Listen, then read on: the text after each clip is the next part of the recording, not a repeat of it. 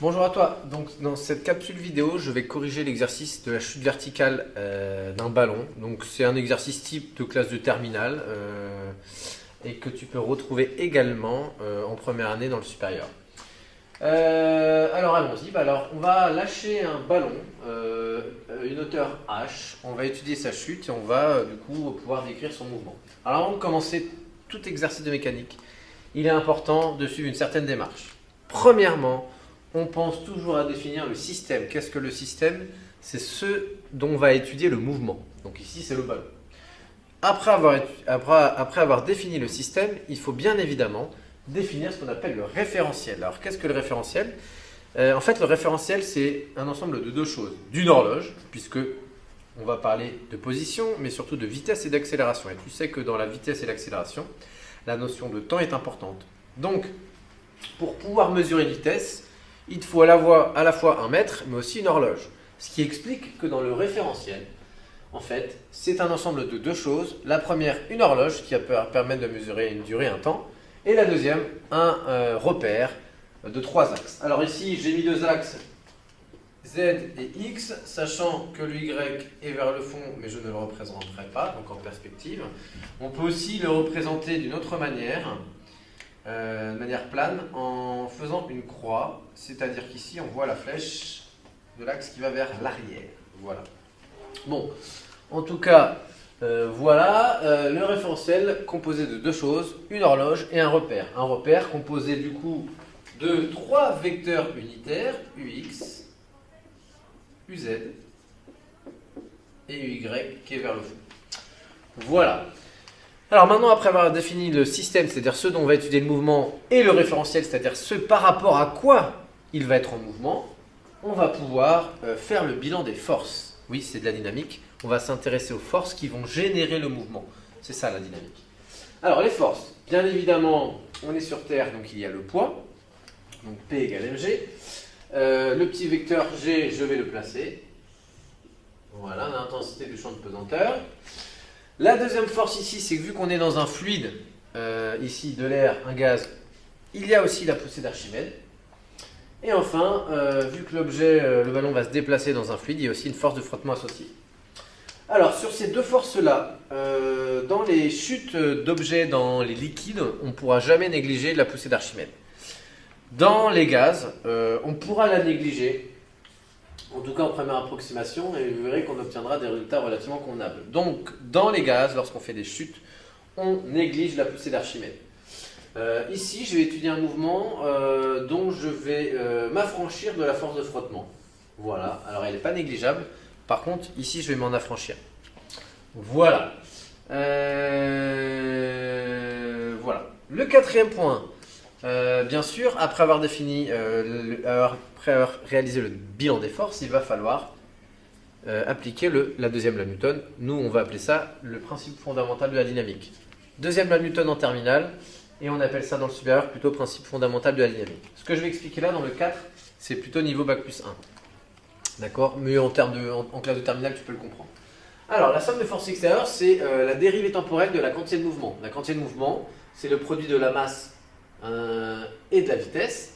Et tu as vu en mathématiques une fonction, multiplication de fonction UV, lorsque tu la dérives, ça fait U' V plus V'. Et bien ici, on va faire pareil. On va donc dériver la masse d'abord, donc ici c'est notre U'. Si on a U qui est égal à M et V qui est égal à V, le vecteur V, du coup, voilà, dans nos fonctions. Bon, c'est pas très mathématiquement bon ce que je viens d'écrire, mais c'est pour que tu puisses comprendre. Alors la dérivée U', ça sera dm sur dt, et V', ça sera d de v sur dt. Et donc on obtient du coup la chose suivante. On dérive le premier, la masse par rapport au temps, on multiplie par le deuxième, et on écrit la masse et on dérive le deuxième. Voilà. Alors, tu retrouves rarement le principe fondamental sous cette forme-là, pour la simple et bonne raison, c'est que dans 99% des cas étudiés, la masse de l'objet reste constante au cours du mouvement. Et donc comme la masse de l'objet reste constante au cours du mouvement, la masse est constante, la dérivée de la masse est nulle. Et tu te retrouves à avoir la somme des forces extérieures qui est égale à m dv sur dt. Et ici, tu reconnais, bien sûr, l'accélération.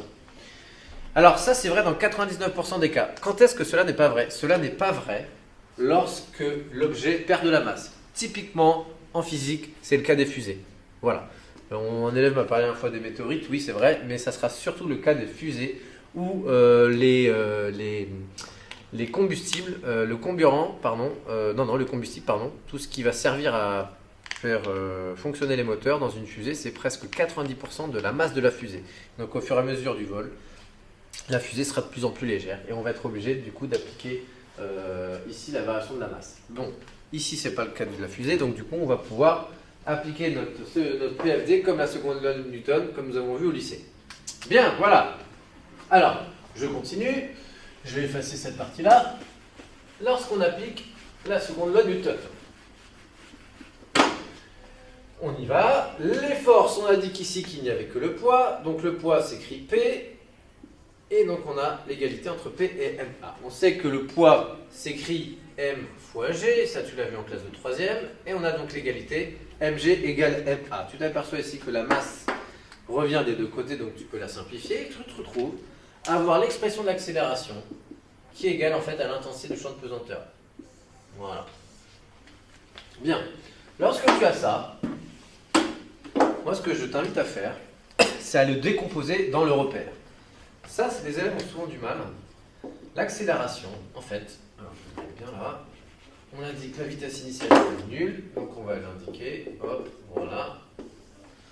L'accélération. En fait, si on décompose l'accélération dans la base, dans le repère, on a dit que le repère c'était UX, Y, UZ, et donc on va avoir trois composantes normalement de l'accélération. Sauf que on s'aperçoit que l'accélération donc est égale à G, et que G, sur le schéma, n'a une composante que suivant l'axe OZ. Il n'a pas de composante suivant X, ni suivant Y. Donc, si on décompose le vecteur accélération dans ce repère, aucune composante suivant X, 0, aucune composante suivant Y, 0, et une composante suivant Z. Voilà. Alors, on s'aperçoit que le G est dans le sens opposé de l'axe. Donc ici, tu vas donc avoir un moins. Alors, on peut l'écrire tout simplement sous cette forme-là. Si toi tu es à l'aise, tu peux l'écrire directement sous cette forme-là. Et on va pouvoir le décomposer aussi sous cette forme-là, qu'on retrouve souvent en classe de terminale. AX, c'est égal à cette chose-là. D'accord? AX. Ici, c'est AY. Et ici, c'est AZ. Et donc ici, AX est égal à 0. AY est égal à 0. Et AZ est égal à moins G. Bon, maintenant qu'on a l'accélération, tu as vu aussi que la vitesse, l'accélération, c'est la dérivée de la vitesse par rapport au temps. Donc du coup, pour retrouver la vitesse à partir de ton accélération, ça signifie que tu vas devoir intégrer. Alors, pour intégrer, comment on va faire? Vx de t, Vy de t, Vz de t. Bien. Alors, quelques petits rappels sur l'intégration. Et quelques rapides. Lorsque tu dérives, donc je vais le faire en maths, un petit rappel mathématique. Lorsque tu dérives la fonction 1, je te rappelle que lorsque tu dérives une constante, quelle que soit ta constante, k, ça te fait 0. Lorsque tu dérives maintenant x, ça te fait 1. Ok? Lorsque tu dérives x au carré, ça te fait 2x. D'accord? Alors du coup, on peut se poser la question, lorsque je vais dans ce sens, je dérive.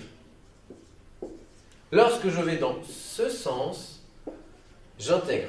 Alors il y a une fois, il y a un élève qui m'a dit oui, je primitive. Alors ça se dit pas, mais bon, c'est l'idée, hein, d'accord? J'intègre. Et donc du coup, on va en avoir besoin tout à l'heure. Quelle est la fonction que je dois intégrer pour obtenir à la fin excusez-moi, je reprends. Quelle est la fonction que je dois dériver pour obtenir à la fin x? Donc du coup, je vais chercher la primitive de x. On sait que lorsqu'on dérive x carré, ça nous fait 2x. Donc pour obtenir juste x, on va simplement reprendre ce terme-là, x carré. Donc on a 2x. Et pour avoir x seulement, on va diviser par 2. Et donc on divise par 2 aussi ici. Ainsi, la primitive de x, c'est x carré sur 2. Et tu vas voir que ça, on va en avoir besoin tout à l'heure. Alors, je reprends ma vitesse. Je vais intégrer l'accélération. Ici, j'ai 0. Lorsque j'intègre 0, qu'est-ce que ça me donne? Une constante. Cette constante d'intégration, en fait, ça va être égal à la vitesse initiale suivant x. Ça, c'est à savoir. Ici, en tout cas, elle est nulle. Suivant y, j'ai l'accélération nulle. Quand j'intègre, forcément, 0, ça me fait une constante. Cette constante, pareil, c'est la composante y de la vitesse initiale. Ici, elle est nulle. Z maintenant. J'ai une constante. L'accélération est une constante. Donc, si j'ai une constante, cette fois-ci, je ne l'ai pas noté. Si j'ai une constante A, par exemple, non, on va l'appeler tiens G.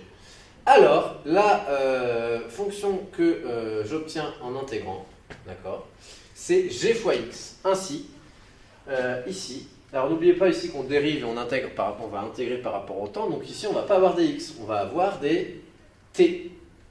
D'accord? Voilà.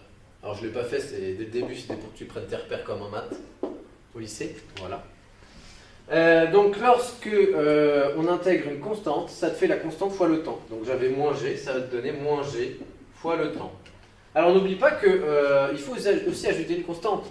Parce que lorsque je dérive moins gt plus 2, ça me donne aussi g. Si je dérive gt plus 5, ça me donne aussi g. Donc en fait, ici, moins gt, c'est la primitive de g, mais à une constante près.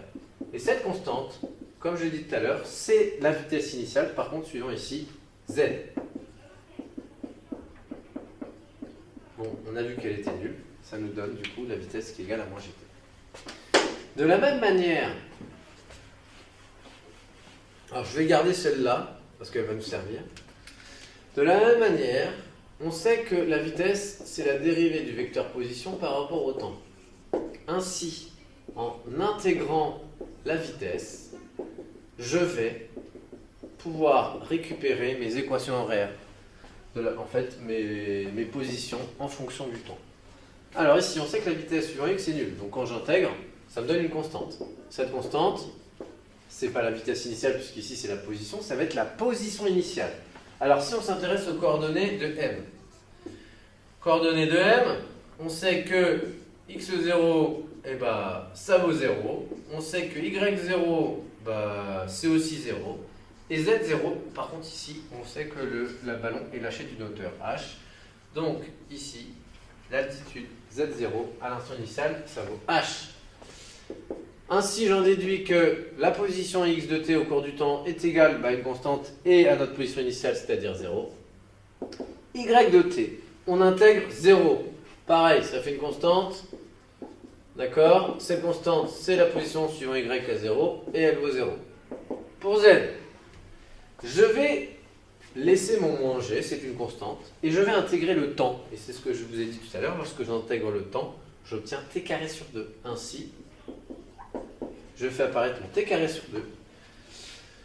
Ensuite, j'avais une constante ici qui était nulle, donc inutile d'intégrer. Et bien sûr, à chaque fois que j'intègre, j'ai une constante qui apparaît. Et lorsque cette constante qui apparaît, ça va être la position du point M à l'instant 0. Voilà. Et ce Z0, en fait, ça va être tout simplement H. Voilà. Donc on retrouve à avoir la position de x, y et z en fonction du temps. C'est ce qu'on appelle les équations horaires. Bien. Voilà. Ça, c'est ce qu'on appelle les équations horaires.